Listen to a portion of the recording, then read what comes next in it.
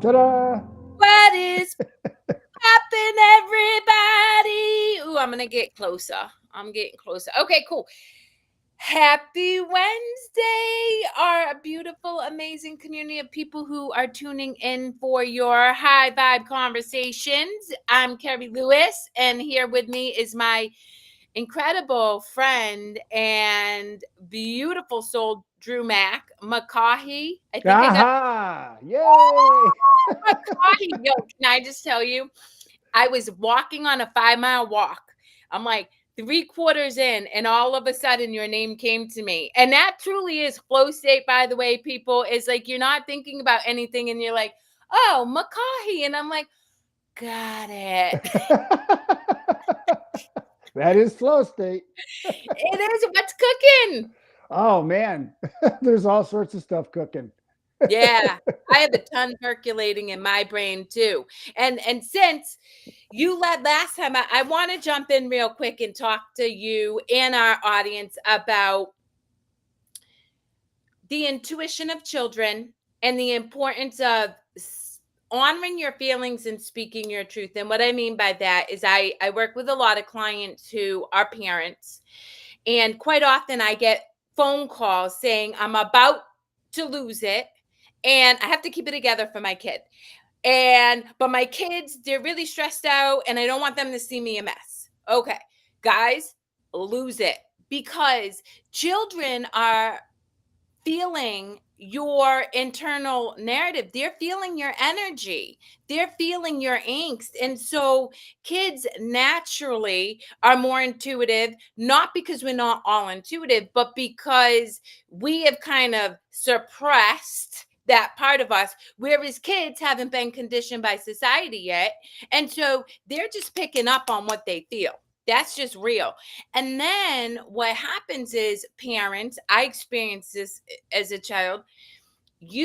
For me, I'm like, yo, mom, what's going on? I feel something funky. And mom's like, no, everything's good. It's great. Yeah. Meanwhile, she's like, and I'm like, okay, I'm crazy. There's something wrong with me. And so now not only are children picking up on your energy, but now they think something's wrong with them because they feel like they're picking up on your energy. And so what I encourage clients to do all the time, you don't have to go into depth with your kid. All you have to say is, right now I'm feeling sad and I need to feel sad, or I'm feeling anxious and I'm not sure why, but I'm just going to feel this way until it passes. That way you're putting truth to your experience and not making your kids feel like they have to make up a story, because that is how our brain works, guys. Our brains have to make up a story. If they don't have truth, fact, like something, they're going to make up a story. And most people make it up about themselves. I'm bad. I'm not good enough. I did something wrong, whatever. And so in doing that, and then secondly, feel your feelings. If you're about to lose it, lose it. I was in the middle of a 2-hour yoga practice today, and all of a sudden I needed to sob. I don't know why. I couldn't tell you. All I knew was my body said, you got something to release. And I allowed myself to do that. And then 5 minutes later, I'm light as a feather, vibing the music, getting ready to do the show. So if you don't allow yourself to honor what's coming up for you, you suppress it. And then, right, you're going to be living at the Reiki's office. You're going to be working with Drew, working with myself, because you'll constantly have these pockets of energy that need to be released, and all you're doing is trapping them down. So that's my pedestal today, Drew. What are your thoughts on all that I had to say? Well, a couple things actually. The one is for the kids, by you telling them, "Hey, nice job, you picked up on that." You're giving them permission to go, "Mom, Dad, it's okay." Ooh, that's so good, Drew. Yeah. Yeah, I mean, you're giving them permission to show compassion, right? And to help you get through whatever you're going through. That's a huge lesson for a kid. Yes. Enormous lesson. And it gives them the confidence to know that they're supposed to be picking up on that, right? And to feel their fears. Yeah. That's my thing is, right? If Yeah. we don't feel our feelings, then we're teaching our kids that it's not okay to feel To the shut everything down, yeah, right? Just yeah, ignore it. Like, I remember that's when I was a kid, and my parents were going through a divorce. That's what I did because I didn't know any of this stuff, right? yeah, So, yeah, I think that's amazing. That's just now the other thing I would say is if you're going to lose it, go somewhere quiet and private and lose it, right? You'd say to your kid, whatever, hey, look, I just got to go and get rid of this. yeah. I'll be back when I'm done. And then when you come back, you've also given your child permission to go, Mom, Dad, it's okay. you know, so Well, also you show your kids it's okay to take care of themselves. yeah, And like I shared with I forget who.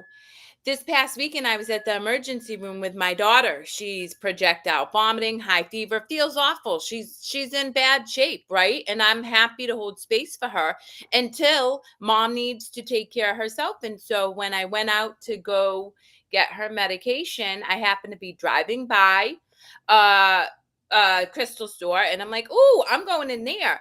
I immediately connected with the owner. She and I had a beautiful conversation. I got this crystal that I was called to pick up. And my daughter called me, Mom, you've been gone a long time. I'm like, babe, mom's just recharging her energy. I will be there to cuddle with you in a half an hour. And I didn't feel guilty. And when I was back with my daughter, I was able to hold space for her mess because I wasn't depleted or feeling like I just needed to be with her. And in doing that, that gives her permission to say, Mom, right now, I don't want to spend time with you. Or Mom, right now, I'm feeling sad and I just want to be by myself and feel safe doing that. Like there's nothing wrong with her being able to take that space for herself. yeah, that's another great example of what I say all the time. A lot of people say it actually. You can't get sick enough to help sick people get well. So go take your time, go recharge. I Yes. mean, get yourself back in tune, and then come back. There's nothing wrong with Yeah. it. It's a guilt thing, man. I can't even tell you. I just talked to so many people who are just seeped in this ideology that they have to feel guilty. That like, and I'm constantly telling people, give yourself permission to let yourself off the hook. Like the only person who's suffering by you feeling guilty in the long run. I mean, granted, you and me could get really deep in, we're all connected, but where you're at is you. You're yours. Do you feel good when you feel guilty? No. So what can you do to feel good? What if you just say, "Oh, I'm giving myself permission to take care of myself so then I can take care of somebody else in a more meaningful and loving way rather than what most people end up doing is go to feeling like they're obligated and then guess what happens you resent the fact that you're doing the thing that you started off loving doing. You love it, you love that person, you want to be with them, but you're so depleted now you come to a place of resentment and then it just feels even ickier because again we all feel people's energy, so the person that you showed up in love for now feels like, oh, this person feels icky, maybe I'm too much for them, and right, it just is a vicious cycle. Yeah. Yeah. And, you know, you can only do what you can do about your energy. Now, the good news is when you hold your energy high, you're having a really good influence on everybody. Yeah, And so the more you can do that, the better you get at it, right? That's number one. And the better you get at it, the better it gets. yeah, So it's just practice. And like I recommend, and so do you. You get up and do a workout. I recommend people take the time first thing in the day to set their tone for the day, and do the best they can to hold it as long as they can. And then when something comes up, take your time away and come back later. Right? yeah. So there's nothing wrong with it. But I mean, I think that goes to what you and I were talking about earlier this week, which leads into what I originally had wanted to talk with you about is permission. Yeah. Giving ourselves the permission. And I think so often I see people stuck in the ideology of others, right? You have to perform. You have to. I'll tell you a funny story. I was working out yesterday, and I always listen to motivational speakers. I actually love the music they put in the background, and I love certain messages. But there is one specific, very well known person who's always like, you got to hustle and grind. You got to be up at 3. You got to be the better person, better than the next person. I'm like, well, that feels like crappy energy. What if I don't? What if I get to love everybody who does the same thing as me? Right. And in doing so, we elevate each other, because really, why would I want to take away from somebody else's experience? Why wouldn't I want to have a collective joyful experience? And that to me is super powerful and really important. And so I have decided that's not a narrative that serves me. And I gave myself permission to be like, I'm not making you wrong. If that's worked for you, clearly you're the top 10% motivational speakers. It works for you. I'm not here to judge your journey, but it doesn't mean that has to be my journey, and that I can be any less successful because I'm choosing this way. And that's the same thing as giving yourself permission to say, okay, the world says I should feel guilty as a mom who's working and going to Pilates because it makes me feel good before I go home to take care of my kids. Instead, you just say, I'm going to go to Pilates because it makes me feel good. And then I get to go home and be present for my kids. Yeah, right. Exactly. Yeah. different perspectives. So it's permission and perspectives. Yeah. Yeah. And it's really just allowing yourself to, and I tell people all the time, and I imagine you tell people similarly, right? You have this flow state activation that you share with people, and they cultivate it every morning. I have my own methodology.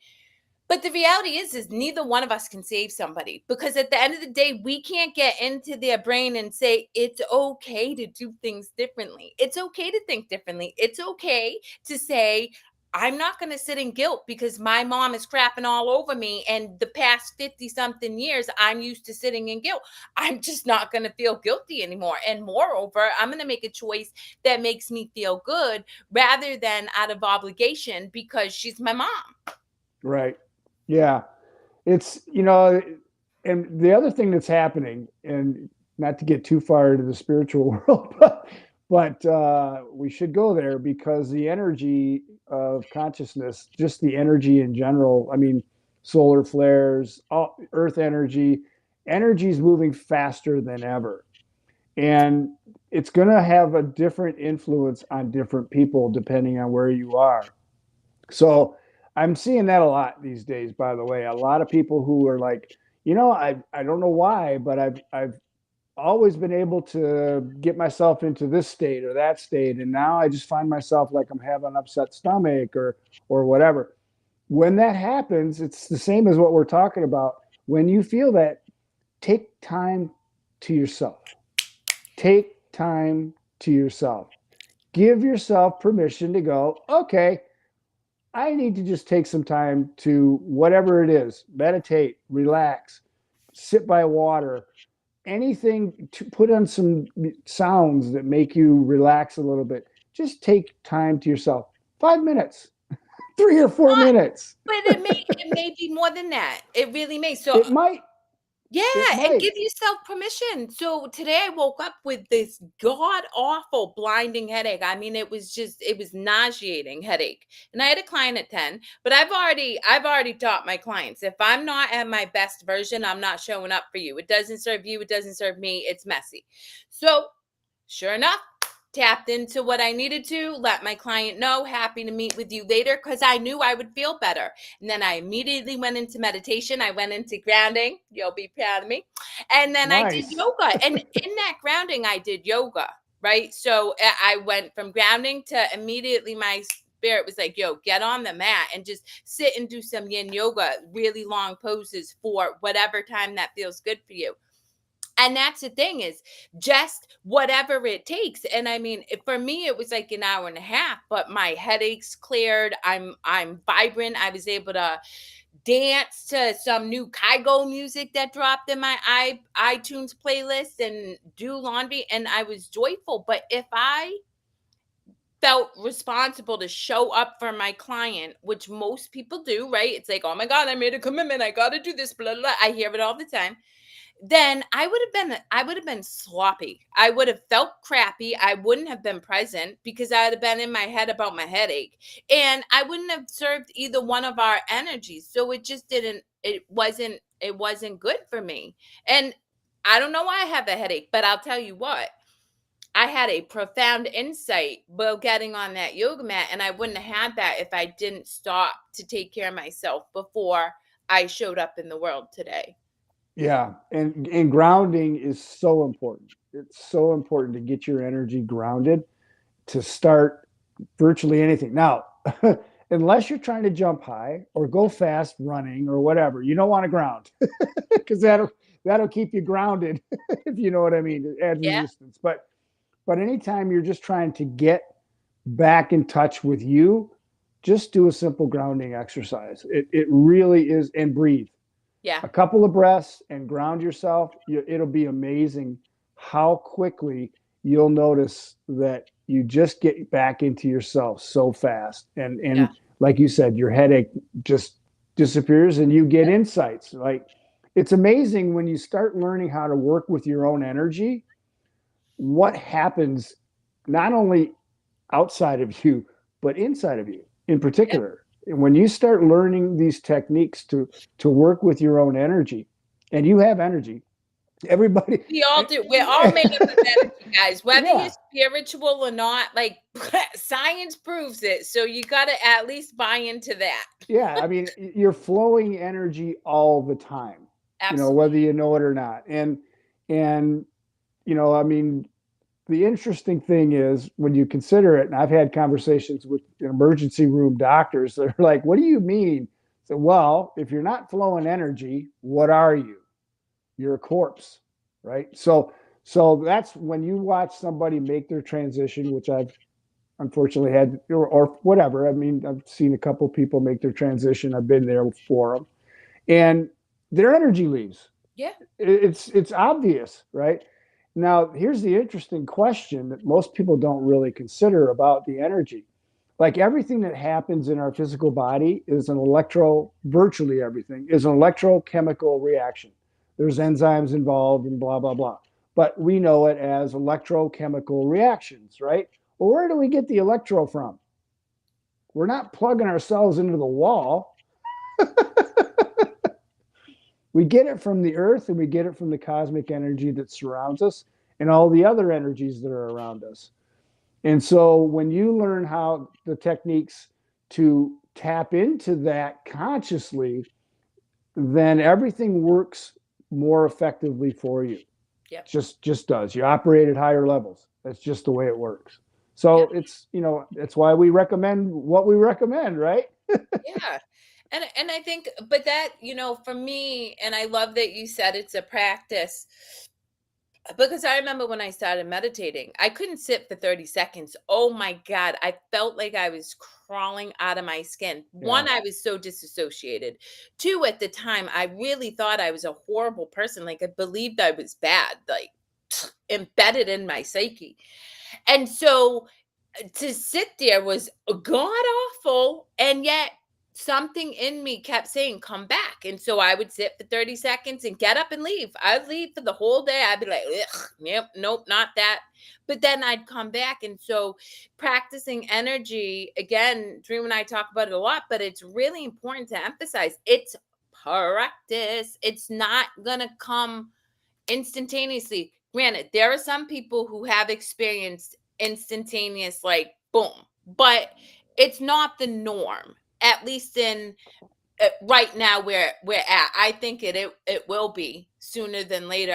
I think it's coming, but the reality is right now, just be okay with being in the process, being in the whatever comes up for you, and not feeling like it has to look or feel something. And I think that is another struggle that I see a lot of my clients and people I work with bump up against. They have this idea of how they should feel when they're doing yoga, or they should feel when they ground, right? Or and yeah, eventually we want you to feel so rooted in yourself, but if you're disassociated, if you're disconnected from your energy and haven't ever really experienced it in the beginning, it may not feel calm. It may be like, whoa, what's going on here? But just trust the process and just stay curious and give yourself permission to keep staying curious, and eventually you will certainly be able to get to a state where Drew and I can get to really quickly, and at times not really quickly. Like, it took me a while today to move through this headache, but it worked, and then I got some beautiful things out of it. Yeah, and that's relative. Quickly is relative, right? Time is relative. If That's it's so an good. hour or it's 10 minutes or an hour and a half, who cares?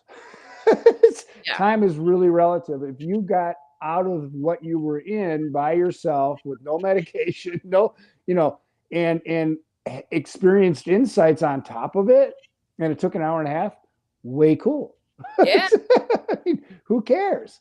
And I want to talk just for a minute about what you were talking about with meditation. Yeah, when we're not conditioned to not think, right? This is, I for people who don't know, I drove for Lyft for 4 years, and I gave over 14,000 rides. I called myself an uplift driver. That moniker came from a story, and we can maybe share that sometime. But I had, over 14,500 rides that I gave. And so I had people coming from wherever they were coming from, jumping right into my space during this time. And because I had called myself an uplift driver, I had signs in my car. I was talking about energy and blah, blah, blah. I was promoting my website. So I had a lot, like thousands of conversations about meditation. So I always heard things like, oh, I've tried it. It doesn't work for me. Or, See that. it didn't, I tried it and it's too hard, or whatever. And two things would come up. First thing I would do is say, when are you trying to meditate? And most of the time would be like, oh, at lunch, or right in the middle of something going on that I really don't like. It's like, okay, that's a problem because you've got so much resistance built up. You're certainly going to have a hard time getting away from thinking because you're already thinking. It's like too late, right? There's too much resistance.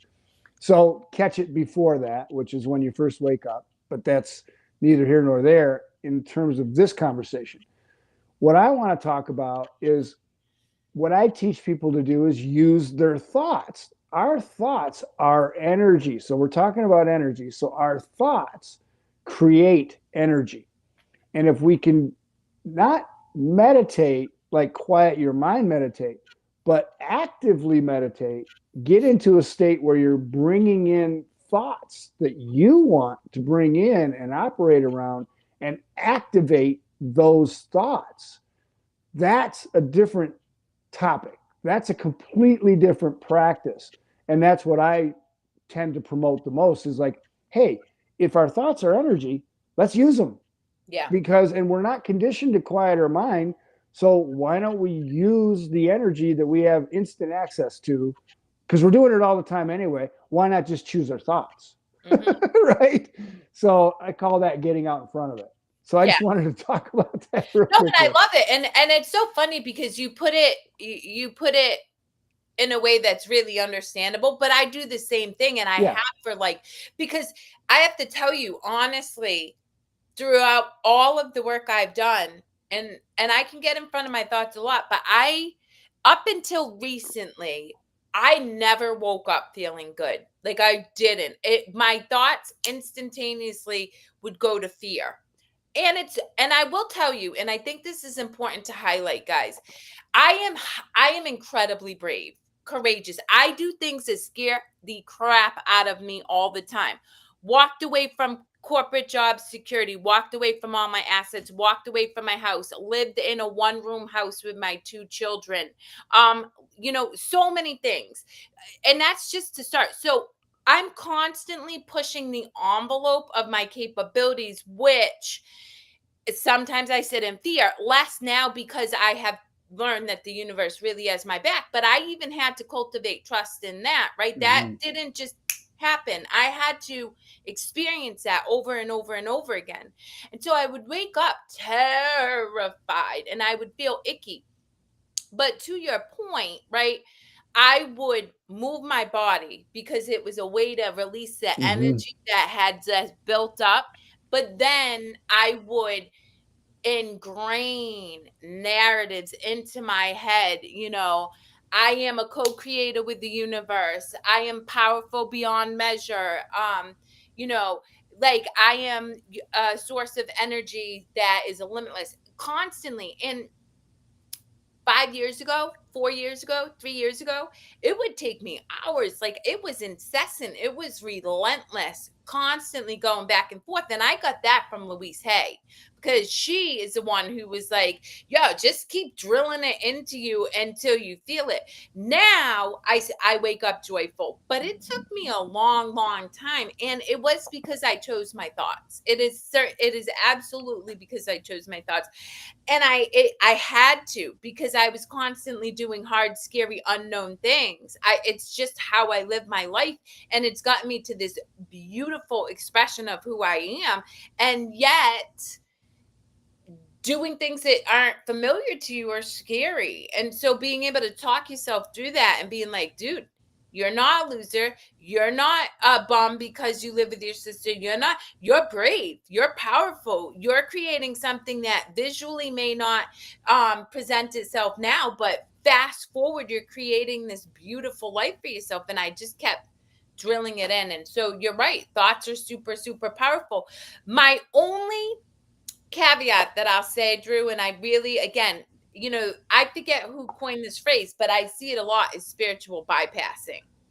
So today, like I said, I cultivate joy. I experience joy. But if I need to cry, and I don't even need to know why I need to cry at this point, I cry.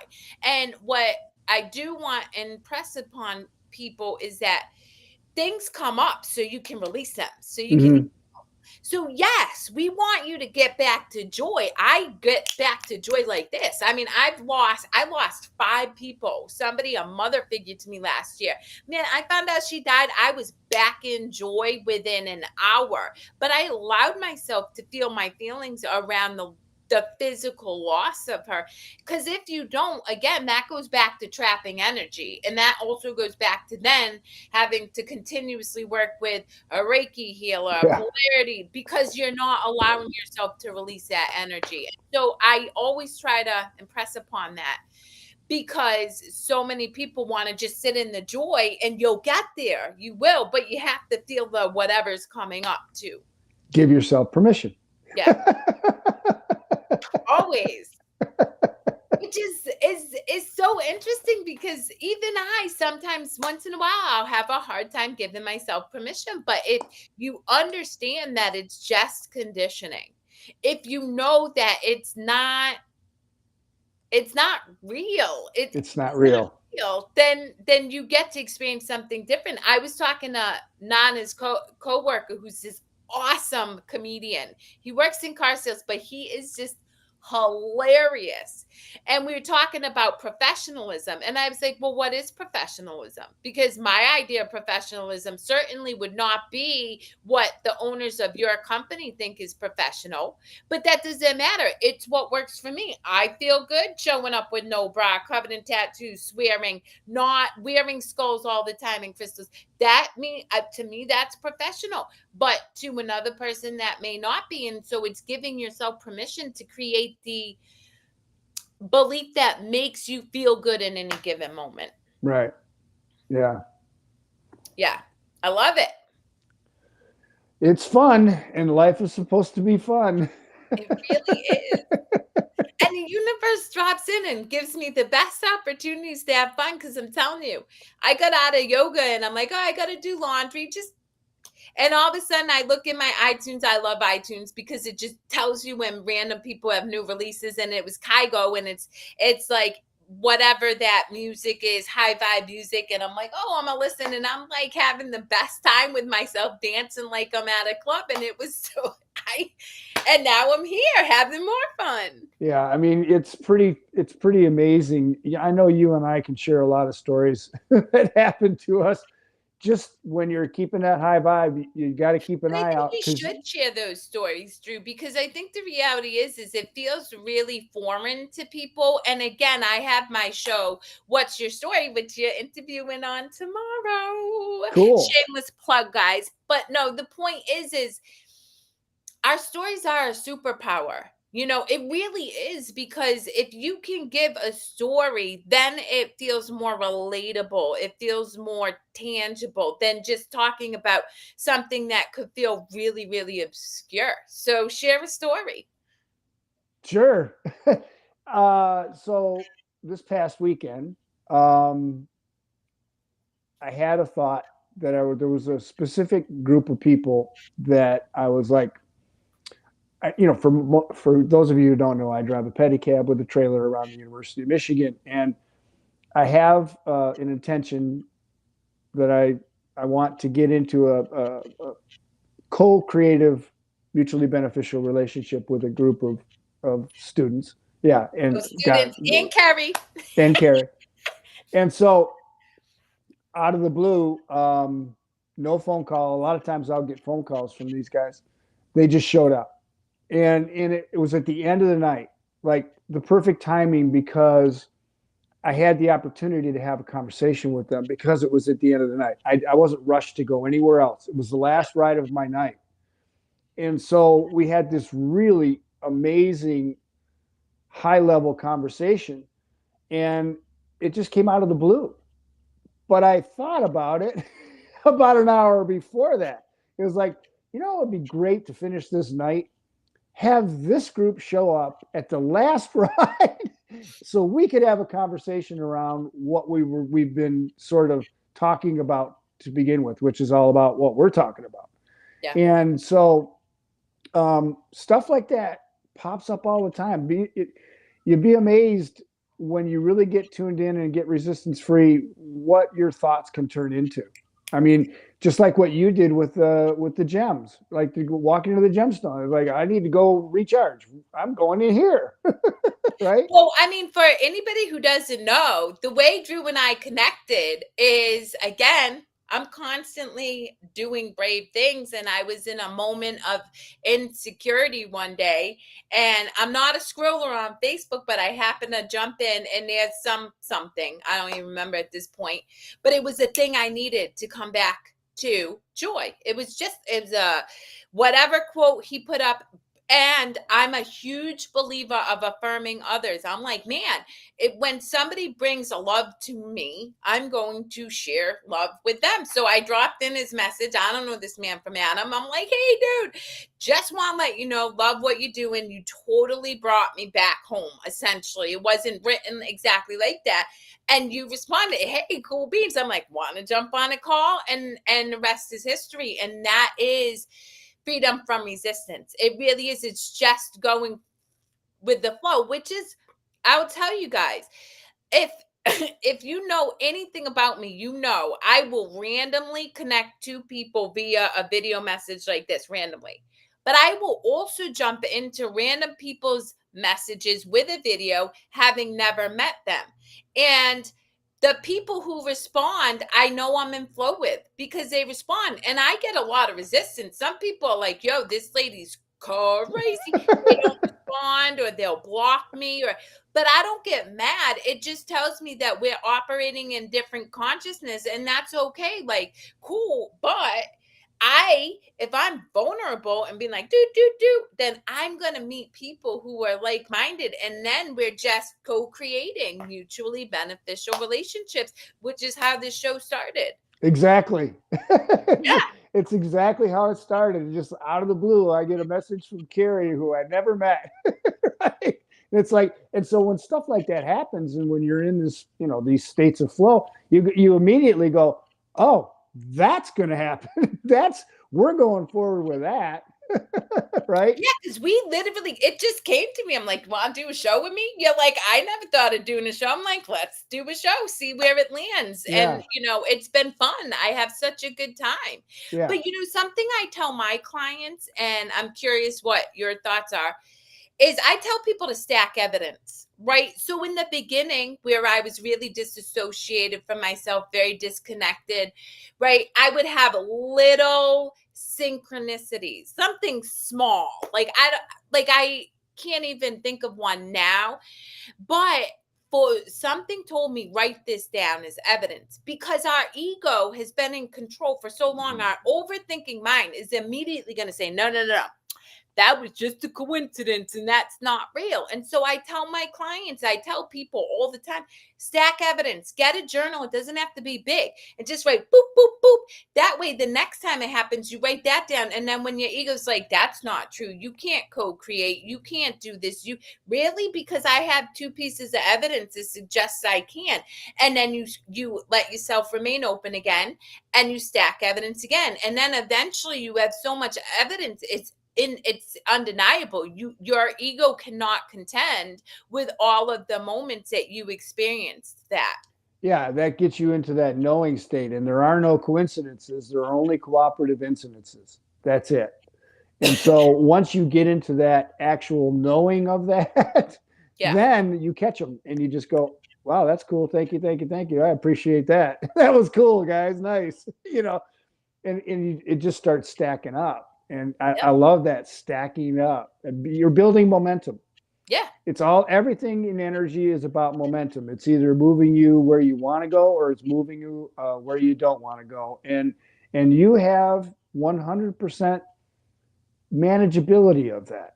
I'm Yeah. not going to say control, because control is too strong a word, but you can learn how to manage that much more effectively. Yeah. And the better you get at managing that energy, then the better things get. Like we always go back to, but it's all up to you, and it takes practice. It just takes practice. But It when you takes stack them up and you get the evidence and you get the knowing, it's just like the radio analogy I use. I can't see those radio frequencies out there. I can't hear them. I can't taste them. I can't touch them. I can't, they're invisible to me in my senses of the world. But guess what? I know those frequencies are there.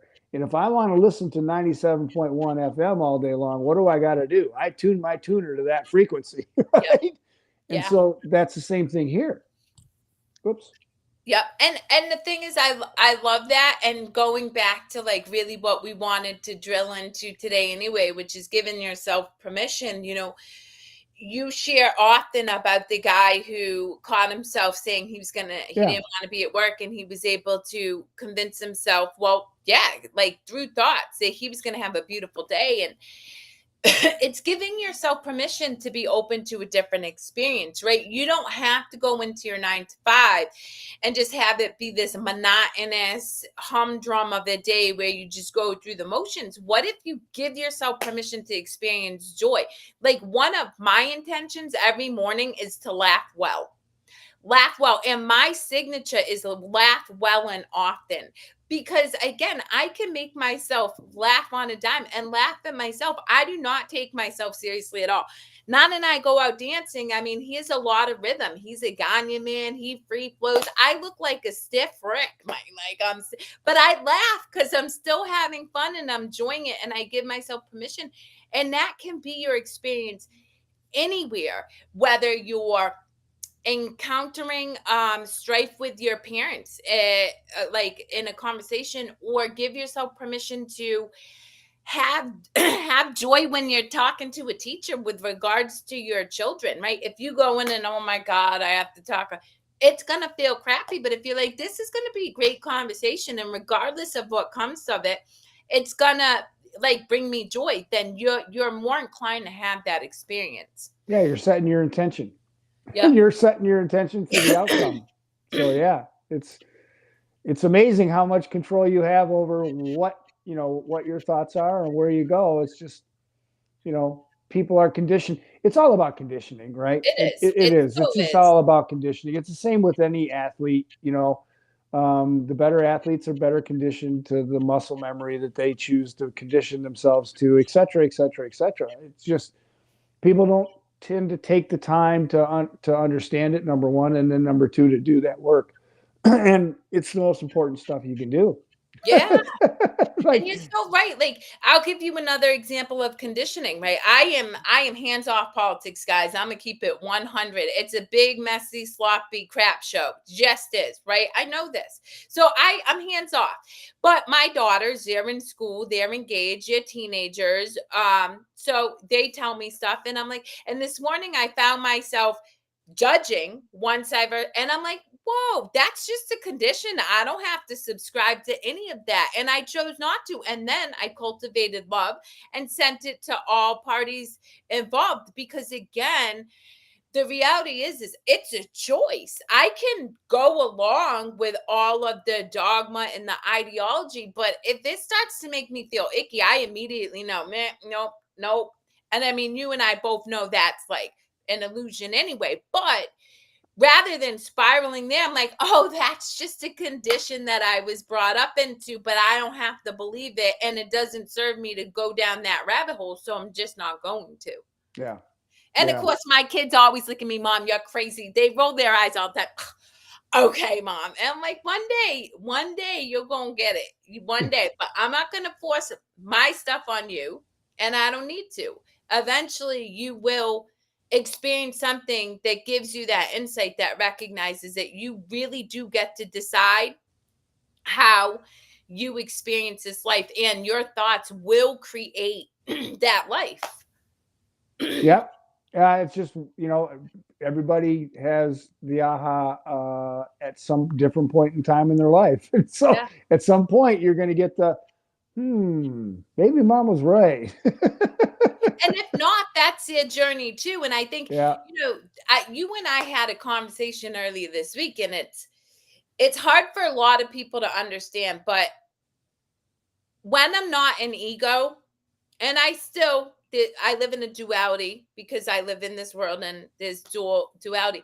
But when I really come from spirit, I don't love Nana more than I love you. I don't love my children more than I love you. I don't love and I think I truly believe it is the idea of special relationships that, right? And I always tell myself anytime I catch myself like just either putting somebody else on a pedestal or putting myself above somebody else. Worship no idols. Worship no idols. If you can sit in unconditional love for anybody, like anybody, and not because they are a stranger on the subway or because they're my child that I gave birth to or because they're my significant other that I do life with by choice, that to me is what we're from. That's where we're all going home to. And so I really, really work to catch myself in that belief and say, I'm simply meant to love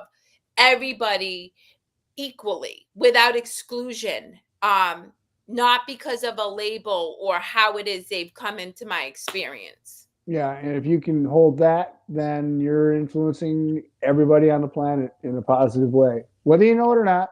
It doesn't matter if you know it Well, or not. that's why I won't touch politics and a Yeah, lot of other things because the minute you do, you sit in judgment. You create this energy of judgment, and judgment isn't helping anything. In fact, judgment creates more division. I'll never forget, I watched an interview with Jane Goodall, love her, right? The woman who worked with chimps and was able to get oil companies to create conservatories for all of these animals. And she caught so much heat because she was working alongside oil companies and all of these companies who were quote unquote negatively affecting the very chimp that she was working with. And she said in the interview, it never made sense. Why am I going to vilify these people? Why wouldn't I work next to them to create a space that is going to make it so that these chimpanzees can be nurtured, have a home, be safe? And I was like, you got it, baby. She's yeah, right. yeah, yeah. She was hands down right. And that's, and I just met this farmer the other day, and I'm on my walk and we're just shooting the breeze, and he's like, it's crazy just how divided we've created this country through our ideals. And I was like, I know, I don't care, because at the end of the day, the reality is we pee and poop the same. We make love the same. I mean, different ways, but ultimately we do. We sleep, we eat. We're all parents or children or grandparents to something, somebody. We have so much more in common than we have in differences. And yet we focus on the differences. And guys, that's giving yourself permission to just letting go of those differences and focusing on the commonality. And again, to Drew's point, that gets you in flow state. If you're in love, if you're in joy, what's there to complain about? Yeah, and when you feel bad, you're adding resistance Yep. to the flow of energy, and when you add resistance, you're not in flow. And so it's all about. It's funny because your emotions really are a good indicator of where you are in relationship to how you're operating in the state of consciousness, right? Yep. So we go back to the map. We talk about it all the time. Your emotions are indicators. So if you're not feeling good, if you're feeling guilty, you're not operating at a high level of consciousness. It's just Yep.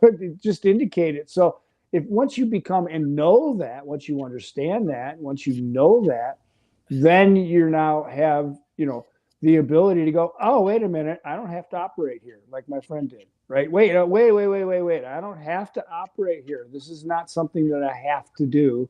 I can choose to do something else Yeah. and think this and think about this and think about this. And most people don't take that time to make that choice, and they don't catch it fast enough because it is about momentum. So, I mean, momentum is 15 seconds these days in the emotional Yeah. frequency world. So if you think a thought which generates an emotion for 15 seconds, boom, you got another one coming whether you want it or not. That's law of attraction. And it may not, so let's say you're worried about something. It may not be another thought of worry. It could be a thought of overwhelm, or it could be a thought of frustration, or it could be a thought of guilt that comes to you. And just think four of those in a row. So a minute, and you've got a lot of momentum rolling down a track that's really hard to stop. Yep. That's okay. It's all right. But if you can somehow be aware enough on a regular basis to catch that before 15 seconds, no momentum. So you can easily shift and go, wait, I caught it in 10 seconds, no momentum. It's easy for me to shift. Yeah, but it goes back to even before awareness, giving yourself permission. Yeah. Like, again, when you're so conditioned, I'll give you a good example. This is a God's honest true story, and I hope he's watching. I have a dear friend of mine. He's 85 years old. I love him to death, man. He came back from being in Florida and moved next door to me last year after experiencing a tremendous loss. And I walked up to him right away and I'm like, what's up? Da, da, da. So we start doing clay together and stuff. And we just connect. We have the greatest time. Like, we go out for breakfast together, we'll have coffee, whatever. In his mind, he's like, what are people gonna say? You're like 44 and I'm 85, and this is just the strangest relationship. I'm like, well, who cares? If we're having a good time, you having a good time, I'm having a good time. I don't really care. Then he's like, if he doesn't hear from me, he's like, oh my God, Nana's gonna think that I'm trying to take. I'm like, dude, what the hell? Why don't you just give yourself permission to let this be the relationship it is? Now, granted, he's 85, right? And we know that, to your point, the consciousness raised through generations. So he grew up in a time where there was less awareness. Totally get it. But dude, at 85 years old, you can give yourself permission to change every single belief you want. And I can't stand when I hear people say, oh no, no, I can't do that. I'm too old for that. No, Yeah. you're not, because your brain is creating brain cells until the day you die, which means you're meant for growth and expansion, and you can shift perspectives anytime you want. But it's giving yourself permission. So I tease them all the time. I'm like, you get to hold on to any and all of that. If you want to have at it, but I have a good time with you. I don't feel like I have to justify my relationship with you. I'm having fun and I'm okay with it being just that. Yeah. Yeah. But it's It's permission, man. it is. And it's also funny we were talking about you at any age or at any time you can make a choice. One of Yeah. the things I was watching a show yesterday actually about the power of the brain and what people really don't understand about, and it's not just the brain, it's the body too. They're connected. But they were studying the brain part, and they were showing how focus can actually create light and photons in the brain and in the hands. It was fascinating, and it goes to what we're talking about. If you can get in control of or into more management mode of your energy, we are limitless. We are limitless Yeah. in what the potential that we can co-create and mutually beneficial to each other. It's amazing. It's Yeah. absolutely amazing. And you're never too old.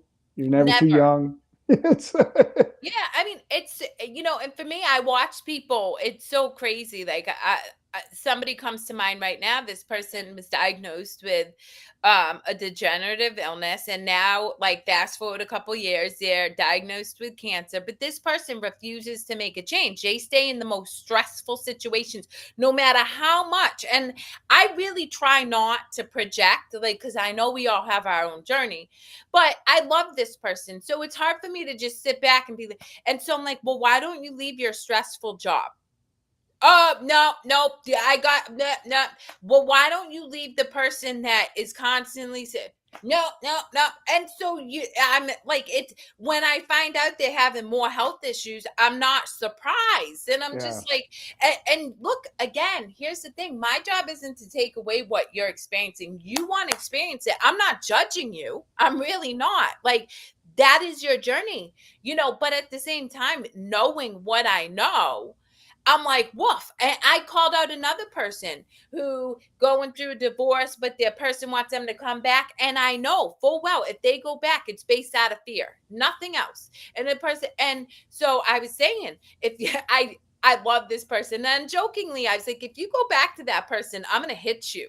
Right. And somebody else who I love immensely came back and gave this person a great big hug and was like, I won't, you gotta do what's good for you. I said, BS, you're operating out of fear because there is no real genuine connection of love there. You're not sitting there sobbing that you're not with this person. You're doing it because of security, because it's comfortable, because you don't have to split the assets or do whatever. But the reality is if you do that, you're going to continue to experience all of these things that are like messing you up, having health issues, having addiction issues, and all that. And so it really is, guys, just giving yourself permission to be like, okay,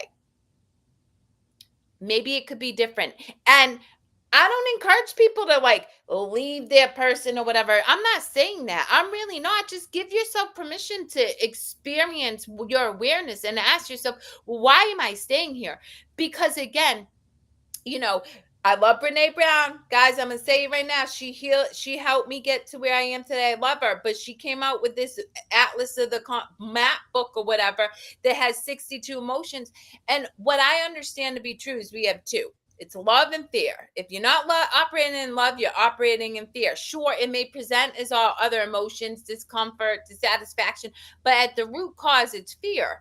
And so if you recognize, oh my gosh, I'm afraid to split up, what's it look like to go through divorce, what, that's okay, just be aware of that, be like, oh, I'm afraid, and that's enough, guys, that is enough. And you get to be able to be aware of that, and then hopefully you give yourself permission to take a small step, like work with Drew, work with me, work with anybody. I don't care who you work with, you don't have to work with me, whatever, but work with somebody to help you start to cultivate that permission and awareness so you can shift into the energy that allows you to co-create joy instead of suffering.